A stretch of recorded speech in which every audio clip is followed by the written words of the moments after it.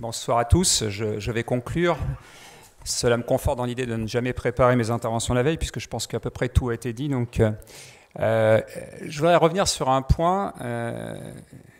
On l'a vu tout au long de la journée. Il existe énormément de points communs entre un chercheur et un entrepreneur. Alors évidemment, le chercheur et l'entrepreneur prennent des risques.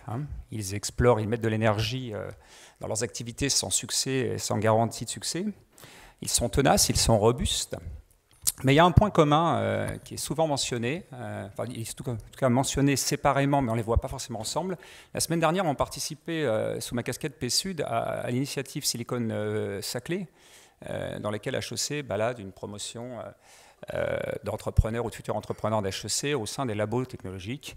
Alors à Paris Sud, on a du mal à leur faire visiter 100 labos en une journée, donc on les reçoit plutôt en salle et on fait venir les gens des labos dans la salle, sinon ça serait un peu trop compliqué. Et on fait intervenir des collègues à vous qui ont monté leur société. Et l'un d'entre eux démarrait son intervention en disant, pour créer une société, il faut quand même être un peu zinzin. Il a développé ça effectivement avec brio pendant une demi-heure, puisqu'il a même réussi à se faire acclamer par la promotion à la fin debout, ce qui est quand même assez rare. Il disait qu'il faut quand même être un peu zinzin. On est regardé comme ça parce que finalement, on va passer par des points bas. Il évoquait qu'à un moment donné, il était tombé à 9,50 € sur son compte perso. Mais il y croyait encore, et tout le monde vous regarde comme un fou. Plusieurs intervenants l'ont dit aujourd'hui, il faut savoir aussi de temps en temps mentir à l'équipe, parce que ça va mal, mais ça ne sert à rien aussi de leur dire que ça va mal, ils en sont conscients, et ça fait qu'à rajouter. Et puis, il faut aller convaincre, et il ne faut pas s'éloigner. L'un des intervenants de table ronde l'a dit, les sous des clients, c'est quand même les meilleurs, donc si on passe aussi tout son temps à trouver de l'argent ou à résoudre ses problèmes de trésorerie, on en oublie de développer le marché. Alors, les zinzins, ce sont ceux qui font des zigzags, puisque l'un des intervenants cet après-midi a développé ça. Alors, si l'entrepreneur est zinzin, le professeur d'université ou le chercheur, lui, sa caricature, c'est le professeur Nimbus. Donc moi, je me demande ce que ça donne un zinzin Nimbus.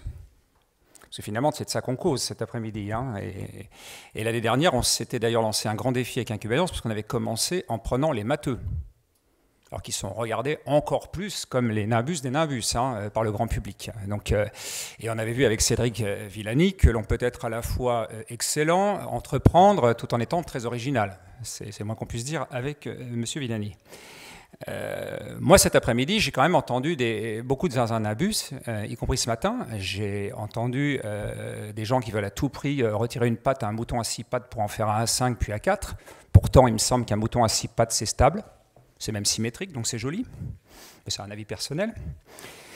J'ai constaté avec Mathias Fink que quand il est en Bretagne et qu'il a du mal à capter son téléphone, lui, ça le fait cogiter. Il construit des miroirs qu'il va vendre d'ailleurs derrière pour pouvoir avoir le téléphone partout. Moi, je connais quantité de managers, y compris de haut niveau, qui sont très loin d'être 35 heures et qui considèrent que quand leur téléphone ne passe pas à leur maison de campagne, c'est une bénédiction. Parce qu'enfin, ils ont quelques instants pour penser au futur. Mais non, le chercheur et le chercheur entrepreneur, non, jamais, il n'arrête pas. Donc c'est dans les gènes des deux, et ça donne une mayonnaise qui prend.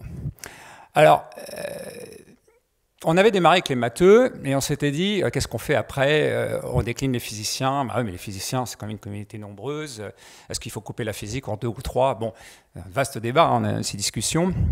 Et puis on s'est dit non, finalement, les physiciens, même s'ils sont sur différents types de physique, qui peuvent être très éloignés, j'ai quelques études scientifiques, donc pour moi, les sciences physiques, s'il y avait un S quand on me les enseignait, après tout, quand ils se transforment en entrepreneurs, ils vont retomber à peu près sur les mêmes questions, sur les mêmes étapes que leurs collègues matheux, chimistes ou autres. Et l'expérience l'a montré aujourd'hui.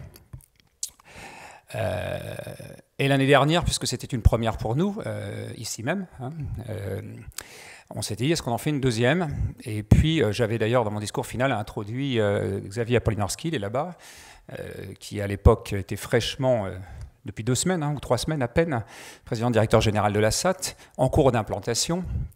Et il s'est passé beaucoup de choses en un an. François Jamel l'a évoqué.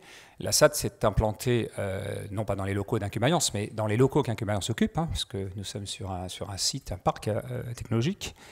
Et cet effet machine à café dans lequel croit beaucoup Xavier Apolinarski, dans lequel croit beaucoup le directeur général Philippe Moreau, avec les inconvénients d'une machine à café, hein, j'ai raté 2 interventions ce matin parce que j'ai eu le mauvais goût à la machine à café de me mettre du café sur le costume. Voilà pourquoi j'ai dû aller me changer de costume. Mais sinon, la machine à café a des intérêts énormes. C'est quand même que, d'une part, nos équipes travaillent ensemble. Donc on mutualise aussi des ressources qu'on a en interne, voire des réponses vis-à-vis des futurs incubés ou des futurs créateurs. Le deuxième effet, et Madame Delorme en parlait beaucoup, elle parlait beaucoup de la SAT, mais je vous rassure, il n'y a pas que la SAT et l'incubateur dans la vie pour créer une entreprise. On peut monter des entreprises sans SAT, on peut les monter aussi sans incubateur et sans incubaliance. Mais ce qui est très bête, c'est de venir voir une SAT ou un incubateur, de passer avec un projet qui est pas mauvais, de passer les étapes et puis de ne pas être pris parce qu'on a des systèmes de sélection et en plus c'est sa clé, on ne manque pas d'excellence. Donc j'ai envie de dire le premier qui n'est pas dans la liste des retenus est loin d'être mauvais et puis de le laisser là comme un con sur un parking en le laissant partir à Londres ou à Paris. Alors Paris, c'est pas forcément notre concurrent le pire, tandis que quand vous avez les équipes dans le même local, en même temps que les uns ou les autres préparent avec nos équipes leurs projets à présenter, ils commencent à interagir avec l'autre partie, parce que vous avez des gens qui finissent à la SAT en passant par l'incubateur, et puis vous avez des gens qui finissent à l'incubateur en passant par la SAT. Et nous, ce qui nous intéresse à l'arrivée, c'est qu'ils créent des entreprises et qu'elles durent. Et si possible, puisque c'est quelque chose qui me tient à cœur, que ça finisse par créer des emplois. Voilà. Alors, je voudrais terminer, avant de terminer sur les remerciements, avec deux points positifs. Pour moi, la mayonnaise prend. C'est-à-dire que je me posais quelques questions ouvertement ici l'année dernière, venant en plus d'Allemagne. J'ai pas sévi chez Volkswagen, hein, mais venant d'Allemagne, où je connais bien le modèle allemand et où j'ai profité de mes 10 minutes finales l'année dernière pour m'interroger sur les banques françaises, je trouve que les banques et les grandes banques françaises commencent à s'intéresser à ce qu'on fait. On discute avec elles, donc ça c'est intéressant parce que c'est un vrai retour qu'on n'avait pas vu depuis plusieurs décennies. Vont-elles prendre des risques très en amont? En tout cas, on sent que des patrons régionaux ou locaux commencent à avoir un peu les mains libres pour investir des petites sommes, certes. Bon. Et c'est important parce que c'est important pour vous qui allez créer une entreprise, mais c'est également important pour les PME qui existent et qui souvent crèvent aussi parce qu'elles n'ont pas un prêt pour passer à l'étape d'après ou la machine d'après. Et le tissu, pour moi, industriel français, c'est à la fois la création d'entreprises, c'est les grands groupes, mais c'est toutes ces sociétés qui existent, et des fois depuis des décennies, qui ne sont pas forcément sur la création d'une technologie, mais qui ont une étape à franchir, qui ont des machines à renouveler et qui ont également besoin de financement. Voilà. Et bon, je sens ce frémissement. Le deuxième frémissement que je sens et qui m'inquiète certains soirs, c'est que le français est entrepreneur. C'est ce que j'expliquais l'année dernière quand on travaille avec des internationaux et qu'on demande aux internationaux c'est quoi un français pour vous. Alors, je ne vous donne pas la caricature négative qu'ils donnent, mais la caricature positive pour eux, c'est que le français, il va là, je recite mon grand patron allemand, le français va là où les autres ne vont pas. Autrement dit, quand il voulait explorer un projet très innovant ou une voie dont il était sûr qu'en la filant à ses collègues allemands, on allait lui donner exactement le rapport qu'il avait imaginé, il le filait en français. Alors évidemment, il bordait le français parce qu'en bon allemand, il avait peur que le français passe un peu partout. Donc il flanquait de 2 adjoints allemands, mais il prenait quand même un français à la tête parce qu'il était à peu près sûr qu'on allait lui proposer une idée qui sortait du sérail. Donc ça, c'est quand même comme ça qu'on est vu à l'étranger. Donc pour moi, le français est entrepreneur dans l'âme. Je crois qu'aujourd'hui, avec la communication qu'on a mis depuis quelques années, les gouvernants, les politiques, les patrons de structures universitaires ou de grandes économies, on a de plus en plus d'étudiants qui veulent créer également, y compris dans vos labos. Et on va avoir vite un problème quand on parle en plus d'incubation technologique, c'est un problème de mètres carrés, parce que l'incubation technologique ne nécessite pas un téléphone, et j'allais dire quelques mètres carrés, mais aujourd'hui on n'a même plus besoin de mètres carrés. Quand on a un téléphone et qu'on veut faire du e-commerce, on peut le faire de n'importe où, y compris dans le train. Donc il faut mettre un siège social, mais peut être fictif. L'incubation technologique, elle a besoin de vrais mètres carrés pour installer des machines, voire des utilités, voire des gaz, voire des fluides. Et on n'a pas tant de mètres carrés que ça. Donc ça, je crains que ça va être un de nos défis pour les années qui viennent, pour nos écosystèmes, les écosystèmes, les communes, d'où l'intérêt aussi de regrouper ces ressources, c'est d'être capable d'accompagner cette demande en croissance. C'est un message. Mais je pense qu'il est bien pris en compte, évidemment, puisqu'on y travaille. Et puis, l'autre point, c'est que de remplir des incubateurs ou de remplir des pépinières, alors, ça paraît surprenant ce que je vais dire, mais je l'ai encore redit hier, c'est aujourd'hui extrêmement facile. et qu'il va donc falloir sortir aussi des modèles classiques d'incubateurs ou de pépinières qui consistaient jusqu'à présent à faire du chiffre ou à justifier nos coûts en se disant voilà, on a X mètres carrés, il faut vite les remplir. Parce qu'aujourd'hui, non seulement on a des boîtes qui rentrent, mais elles aiment bien y rester. C'est aussi la rançon de toute la politique qu'on a fait. On cherche à ce qu'elles ne se barrent pas, ben, ça tombe bien, elles ne veulent pas se barrer.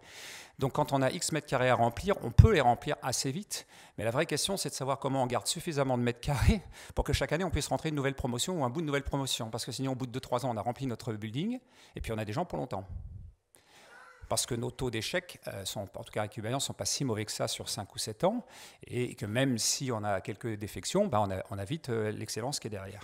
Donc ça va être un deuxième défi pour nous tous à remplir ces dernières années. Je voudrais terminer en remerciant nos sponsors, et c'est intéressant ce slide parce que on n'a pas fait beaucoup d'exercices, même si on a fait dans le passé des choses similaires. On voit que dans les sponsors aujourd'hui, vous avez des grands groupes, vous avez des sociétés moins grandes, vous avez du conseil, vous avez de la banque, vous avez des industriels. On commence à avoir une mixité dans ces sponsors et je pense que ça reflète un petit peu tout ce qui a été dit aujourd'hui, la dynamique qui est en train de prendre et du fait que de plus en plus d'acteurs se rendent compte qu'ils ont des intérêts à être dans cette chaîne de l'innovation.